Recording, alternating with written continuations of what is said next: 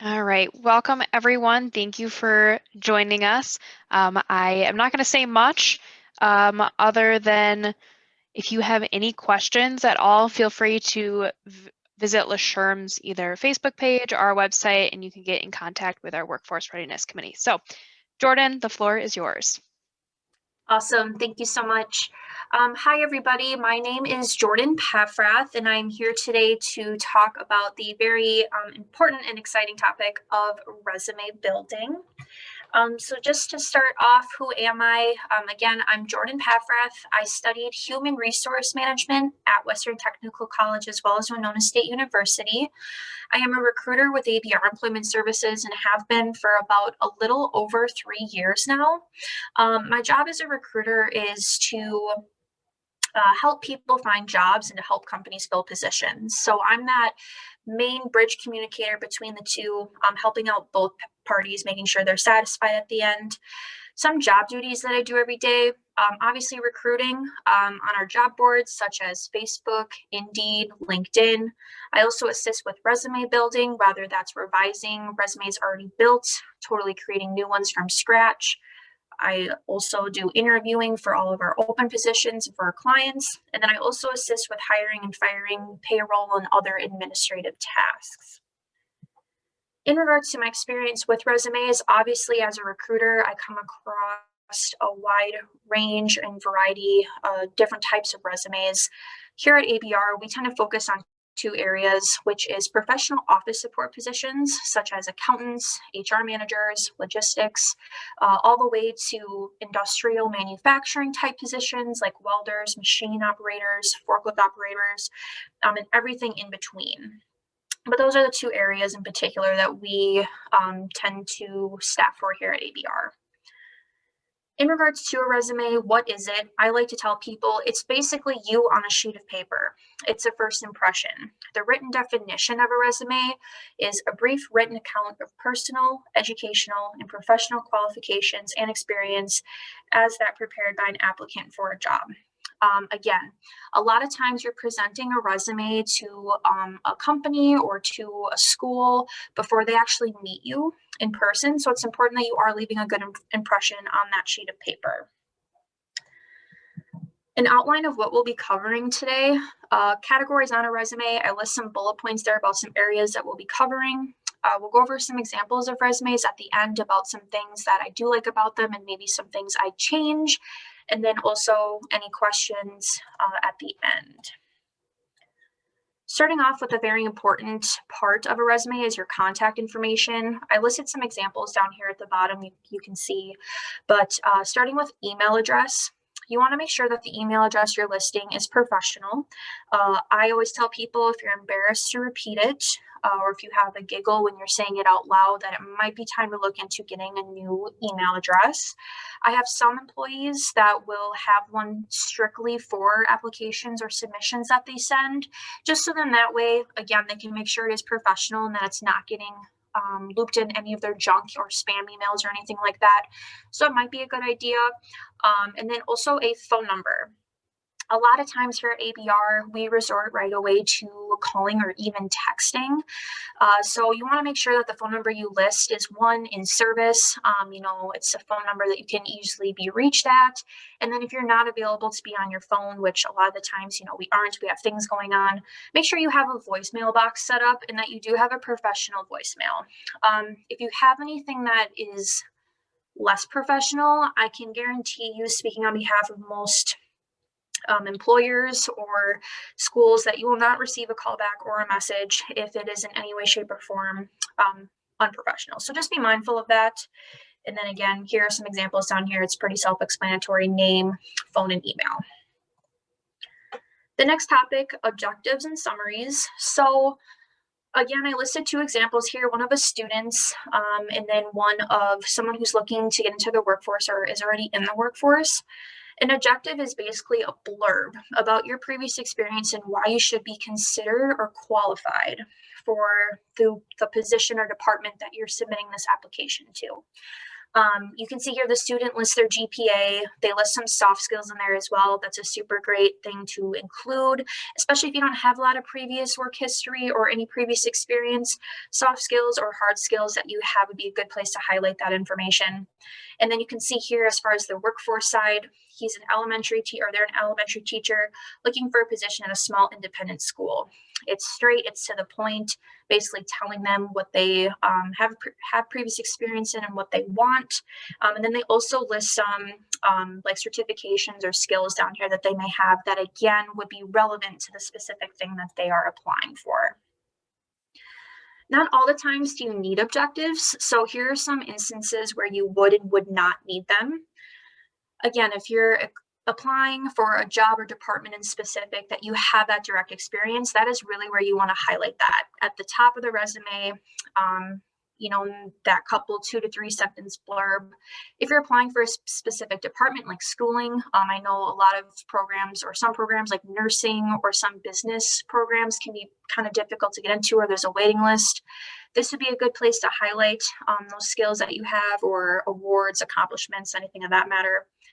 Another example would be if you're applying for any supervisor or managerial type positions that are really higher up on like the pay scale or salary scale. Again, really highlighting your previous positions and skills and how it would relate to the job you're applying for. Times you don't really need them. Let's just say you need a job like yesterday and you are just going to send out 50 applications to companies. Really don't take the time to write a summary. You want to make sure the summary is specific to that one job. If you're just filling out general applications, don't take up the time or the space on your resume to put one on there. It's not really needed. Another instance would be for entry-level type positions, like a cashier or food service worker. A lot of those you don't need previous experience for, and they'll teach you that on the job.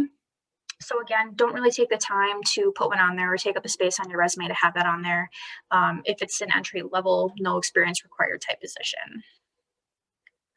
Qualifications and education. So you want to make sure, if you do have any qualifications such as certifications or stuff like that, that you're listing that previous experience, and again, tying it back to how it's relevant to the job you're applying for, and then listing some skills. I mentioned hard and soft skills earlier. I would say probably a rule of thumb, anywhere from 6 to 8 is a super good number to have, just bullet points listed. We'll go over some examples later on that show that. But some examples of hard skills would be like marketing, computer development, design. If you have any specific like hardware or software knowledge, you can put that on there too. And then also soft skills, which a lot of people think aren't as important, but very much are, to highlight that you're a team player, you're dependable, reliable, quick learner. You want to have a good mix of the two on there. And then also for your education, let's say you're a high school student, you're wanting to apply to a college, I would have your high school education then listed. If you're a college student applying for an internship or applying for a job straight out of school, I would then advise that you just list your college education. You want to make sure you just have the highest level of completed education listed. Having both on there isn't really needed. I guess unless you're still in college and you haven't yet completed it, but having both just takes up too much space on your resume. So just keep that in mind once you are applying and where you're applying to, what would be most relevant to have down. You want to make sure that you also have attendance dates on there. Just the month and the year is fine. You don't have to worry so much about specific dates. I don't remember when I started my freshman year of high school, so they don't expect you to either. And then any clubs, awards, or honor rolls. This is a super important piece. If, again, you don't have any previous experience that could really be relevant to what you're applying for, listing clubs, awards, honor rolls. Honor roll will show, oh, you have good grades, you must be a hard worker, you must be motivated. Or if you are a part of a sport, oh, you're a team player, you're able to take direction well. An employer or school can pick up on that right away and kind of not so much make an assumption, but get a good general idea of who you are as a person from listing that information. When it comes to listing work history, it's important that you be mindful of how much you're putting on there. Here at ABR, we tend to typically do the last 3 years, okay? just because, you know, if we have someone who's been in the workforce for about 20 years and they're applying for a job now, we don't really need to know about the jobs they've held in high school. So just the last 3 years is a pretty good idea to get a hold of your consistency, how long you've been staying at a position. And if you don't have any work history, that's totally okay. Just make sure that you are, again, highlighting your previous achievements or other skills throughout your resume that can make up for that information that's lacking. I listed an example down here of how, you know, we would typically list a previous position as far as, you know, information goes. You can see the job title is there, where at Target in Alaska from September of 2020, and they're still there, which is great. Then down here, it's bullet points of job duties that they've held or job responsibilities. So providing exceptional customer service, operates cash register, stocks shelves. Immediately from this, without having an actual conversation with the employee, I can say, okay, they have customer service skills, which means they have communication skills. They operating a cash register, which means they have money handling experience in stocking and rotating shelves and inventory. You know, you can get a really good idea. You can piece a lot of things together just by having that little information in front of you. The next thing is formatting and layout. I listed an example here on the right of a pretty good example of a clean formatted resume. You can see the name up here is bolded up at the top, followed by their contact information. They have an objective summary, energetic, hardworking cashier. That's great. Followed by their skills. You don't necessarily need this much, but I don't think it takes up too much space on the resume as it is, so that's totally fine. And then you can see it followed by their work history, experience, and education. This person here listed their job duties out in a paragraph format. That's totally fine. I personally think bullet points are a lot easier to read. It flows better, but it's not too big of a deal. Overall, you just want to make sure it has a clean and neat appearance. There's minimal empty spaces. They're not big chunks, you know, missing. It's pretty condensed, but it's broken up. You can easily follow, you know, the different categories on the resume. When you're talking about previous, or I should say when you're talking about work history, you want to make sure that you're really paying attention to the tenses that you're listing your job duties in. If it's a current position, you want to make sure that you use the current tense. And if it's a past position that you've held, you're doing past tense. As little of a thing as that may seem, it's really going to stick out to an employer to show that you thoroughly took the time to make sure everything was perfected and that everything flows properly. A really important rule, again, not a lot of people think about this, keep your resume to 1 page. If your resume is 3, 4, 5 pages long, I can guarantee you the employer or whoever is reviewing your submission is only going to look at the first page, okay? If it's longer than 1 page, I would suggest you really do some heavy tweaking, that you take out some information that's really not needed, shorten and condense a lot of things. Sometimes I understand it's hard because you just want to include everything. You want to make sure that nothing's missed. But if it's longer than a page, the likelihood of anything else being looked at is not high. So just take the extra time to save time. Moving into some tips and tricks, what to include. References are a very important thing when applying for anywhere, really. Sometimes people will list references and their contact information on their resume. If you have the space, by all means, feel free to do so. I personally tell people to just put references available upon request. That way, their contact information isn't just out there floating about. And then that way, when you get a request for references, and that means that they're actually interested in your application. They want to move further on it. What qualifies as a reference? Make sure that it is professional. So it could be a previous coworker, supervisor, trainer, or, you know, in a student's case, it could be a tutor, coach, mentor, professor, just someone from a professional setting. I would avoid any boyfriends, girlfriends, cousins, family members, best friends, just because they're probably going to leave a pretty biased reference. If we're calling you, or if you're put down as a reference and we're contacting you, we want to make sure that we're going to get the 100% honest truth about how you can perform and how you would be to our company or to our school. So it's important that you are mindful of who you're putting down. You want to make sure that you're also notifying them as well. Say, hey, I just submitted an application, or I just submitted a submission to this place that might be calling you. If you can please set a time aside, I greatly appreciate it to talk to them or call them back, just so then that they're aware. A lot of times when we're here at ABR are calling references for employees, a lot of times people think we're spam callers because they're like, well, I didn't apply to ABR. Why are they calling me? So it's just important that you just shoot them a heads up. They'll greatly appreciate that, and so will the person who's calling, just so that it makes things flow easier, saves time. And then have a backup plan. So I tell employees have 2 to 3 references available, or at least that's what we request here at ABR. And then if for some reason we can't get a hold of the references you provided to us and we try them on multiple attempts, have a couple backup plans. Again, I understand it's sometimes hard, especially if you haven't worked previously or if you don't have a lot of previous experience to provide references, but it's better to just have a couple backup, have 2 to 3 main ones and 1 to 2 backups, so then you're not scrambling come the time that it's asked. So that's always a good rule. And then if you're applying for jobs, make sure, or I guess, if you're applying to a school, make sure you really do a good digging. Get a lot of knowledge and background on the place that you're submitting your application for. Really relate to your previous experience and how you could apply that to the job.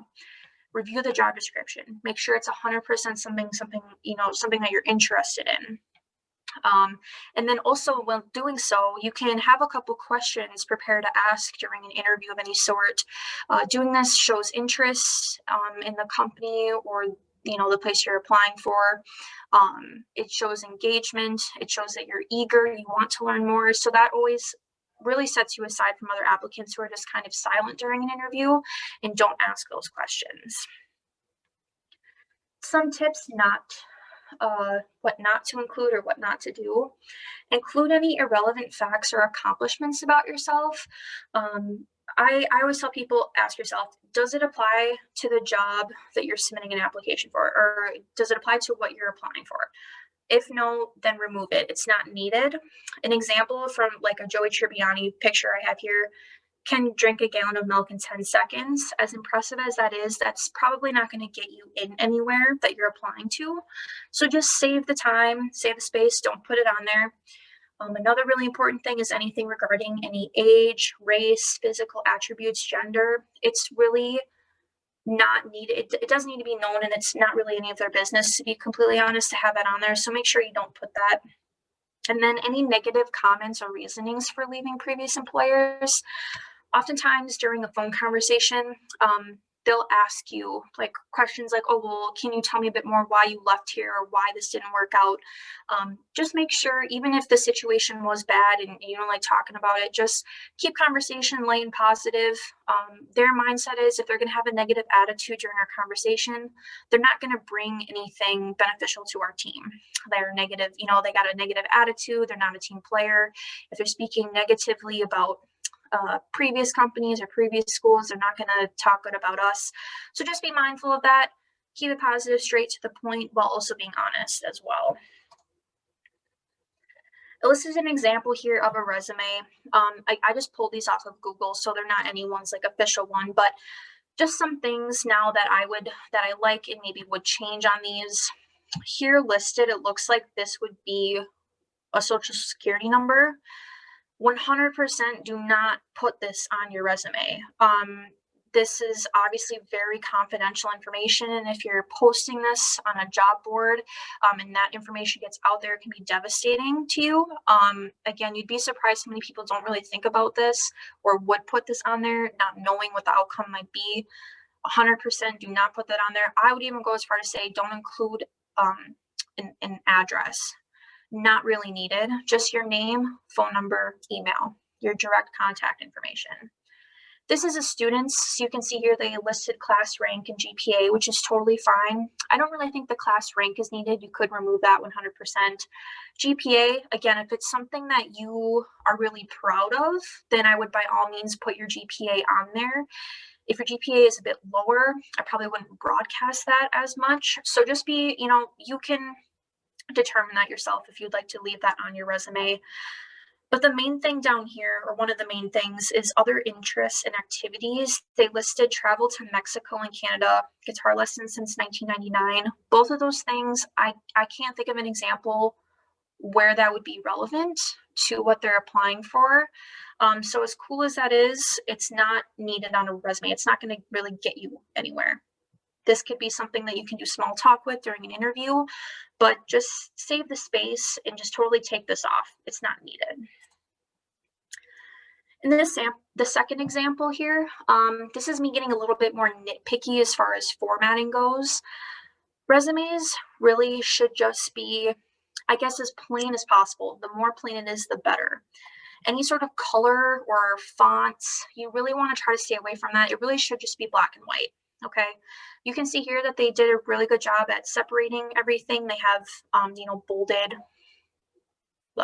highlights here on the side, which is totally fine. But just black and white, and make sure it flows. It's consistent. I know some resume templates on like Word allow you to add a picture on there. Please don't do that. It's not needed. And then another thing down here, interests, they list varsity football, baseball, basketball. This would be different if it was a student, but it looks like it says an electrician. So it's not needed if you're applying for jobs. This isn't relevant. Again, small talk maybe during an interview, but not something that needs to be listed and taking up space on your resume. And then the final example here, this is a student's, but it really could be anyone's. I think this is a really good example or good reference resume to use. You can see it's very, it's formatted correctly. It's very clean, neat. There's no empty spaces. You can see everything's broken up in the certain areas, as education, achievements, skills, etc. Their contact information is up there. They have their blurb or summary here, which is great. So this would probably be one of the best ones that you could reference when you're building your resume. But aside from that, that's all that I have for the presentation today. Obviously, this is a bit different over Zoom, but if there are any questions, I can provide my contact information. You can reach out to me directly if you think of anything.